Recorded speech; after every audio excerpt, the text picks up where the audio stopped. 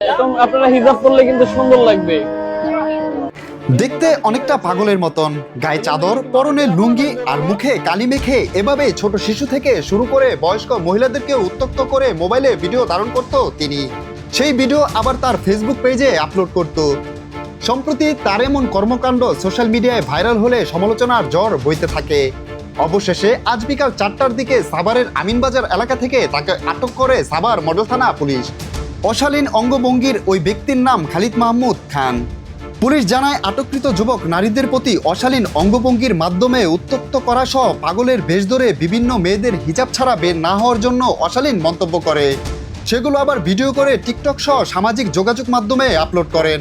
সম্প্রতি তার একটি ভিডিও ভাইরাল হয় যেখানে দেখা যায় ওই যুবক দুজন হিন্দু ধর্মের মেয়েকে উদ্দেশ্য করে হিজাব বা বোরকা পরার কথা বলেন, সাথে অশালীন ও আপত্তিকর মন্তব্য। এমন অভিযোগে পরে তাকে আমিনবাজার থেকে গ্রেপ্তার করে পুলিশ।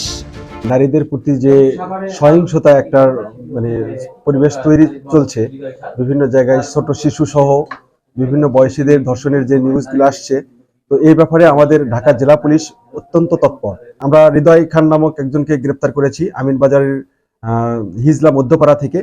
তো তাকে গ্রেপ্তার করার ফলে তাকে প্রাথমিক জিজ্ঞাসাবাদে জানা যায় সে টিকটকের করে এবং এটার মাধ্যমে সামাজিক যোগাযোগের মাধ্যমে সে বিভিন্ন রকম ভাবে মেয়েদের হেয় প্রতিপন্ন করে।